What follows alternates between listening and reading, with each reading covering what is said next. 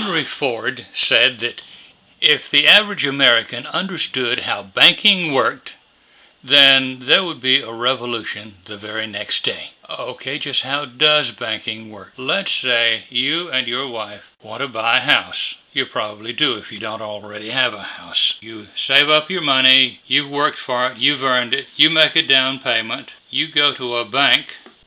That banker does not give you money that he has worked hard to earn by the sweat of his brow, so to speak. No, not at all. What he gives you is a sheet of paper that has all kinds of indecipherable stuff on it, all kind of official junk on it, and you are supposed to agree to it. Now, where did he get that piece of paper? Is that something that somebody worked and earned? Does it have value? No, it doesn't. He printed it up himself. So what happens next? You sign it, and he sits on it. He owns you, but you, happy you move into your new house. Only it's not really yours. He didn't give you that house. You have to pay for it, not with money that you printed up in your basement, the way that banker did. No, you've got to work and earn even more money. Month by precious month, you've got to give him that money that you earned, that you worked for, and he didn't work for, month by month by month. And if you miss a few of those months, what happens? What happens next is a government official, and that government official goes over to you and tells you to get out of that house, that the house does not belong to you anymore. It belongs to the bankster. So you've got to get out. Where in the world are you going to go now that they've kicked you out? Very simple. You live in a cardboard box. That is your home from now on. Out you go. Oh no! Okay, the bankster has your house. Yeah, he's taken the shoe and given you the boot. He has your house. What happens to that money that you've already paid? Does he give it back? No, he doesn't. He keeps it. He's got your money. He's got your house. So now what does he do? He goes to the government and tells them that he has lost money. He hasn't lost anything. This paper, he printed it up in the basement. It didn't cost him anything except the cost of the printing. Under federal law, for each dollar they have in the bank, they can lend out 10 or even 40 or more dollars, just creating money out of thin air. It's nothing but entries on a computer. It's nothing but electrons floating around. It didn't cost him anything, but it cost this family years and years of work in order to get the money to pay that bankster. But those characters in government are either too stupid or they are too corrupt to realize that or care. So what do? They go out and borrow a bunch more money to cover what this bankster says he lost, when in reality he lost nothing. But where do they borrow that money to pay the bankster? Very simple. They borrow it from the bankster. Well now, how does shifting money from one pocket to another help that bankster out? Does he expect it to be repaid? If it does, how's it going to benefit him? Well, it doesn't. The federal debt, money that the government has borrowed from the banksters, has not been repaid in about 150 years or so. They don't want the money to be paid back. They don't get the money from people paying the money back. They get their profit from people paying interest. Okay, who's paying interest? Where is the federal government getting the money to pay interest? From good old mom and pop here, in the form of taxes. Okay, let's recap this thing here. They've saved up their money for years. They've given it all to the bankster. They've lost their house. The bankster has it.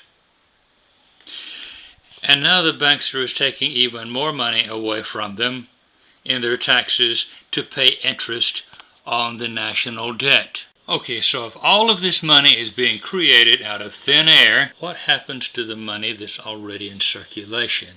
Remember, the bankster does not want the money to be repaid.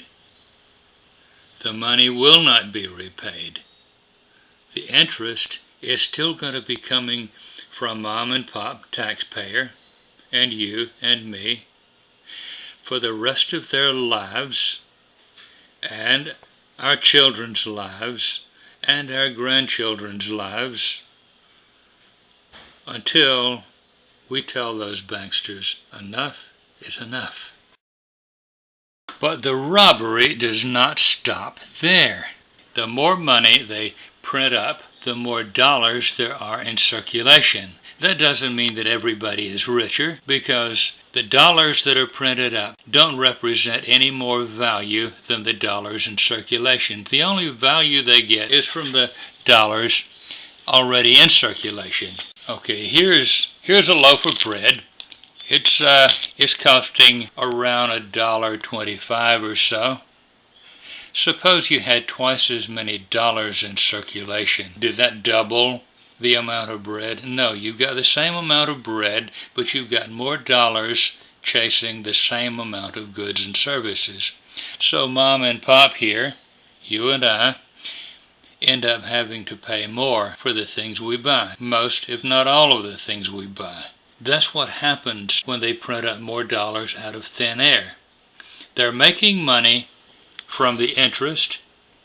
They're taking value from the economy to benefit themselves. They're gaining interest on the money they created out of thin air to lend.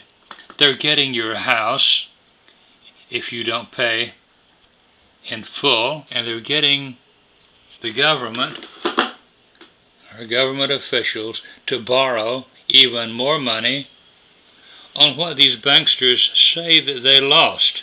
Lost, not hardly. But if all of that money is causing prices to go up, actually it doesn't. I'll tell you why in a moment. Why aren't prices skyrocketing? Why do we not have runaway inflation the way they did in the Weimar Republic during the 1920s? That's because not all of the dollars stay in the United States. When people buy oil from one country to another, they use petrodollars. The dollar is one of the units of currency they use for exchanging oil. But also, American dollars are going all over the world, jacking up their prices, but the biggest share of American dollars is going right here. China. China holds more American debt, that's taxpayer debt, than any other debt holder in the world. They hold more reserve dollars than anyone else in the world. $1.4 trillion the last time I checked. More and more of that paper, more and more of those American dollars are going to China, not to Americans. So value is going out of the United States to China. Maybe they need it, but how are they using it? China has lots and lots of American dollars, as I said, $1.4 trillion the last time I checked. And they're getting a little skittish about dollar collapsing or America even being able to service the debt. So they're starting to spend some of those dollars around the world, including the United States. They may even be buying the house you thought you had. Of course, somebody's got to buy it. And then what happens? Hey! You can move back in, except for one thing. You're paying rent. It's no longer your house. So, you're paying rent on the house. You're paying taxes to service the debt for the banksters. You'd lost the house. You'd lost all your income. Well, so much for retirement savings. But the Chinese have a lot of hard currency now because that's money that you worked and earned. That's money that has value. They can do something with that. They can help their people if they wanted to. Are they going to use it to help the farmers? No.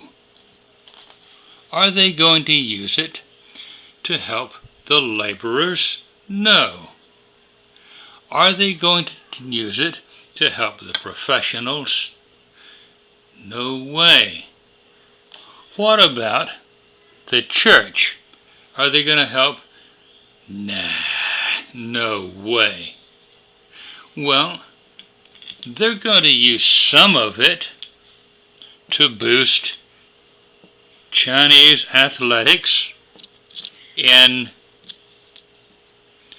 international competition, and use some of it, of course, to bribe South Korean judges to rule in China's favor so that China will be getting a gold medal that they didn't deserve. But much, much more of it will go to boosting China's military, to make them very powerful, to add to their 1,700 ballistic missiles, 350 cruise missiles that are now deployed against Taiwan. They're going to be having somebody as the middleman. I wonder where the bankers fit in.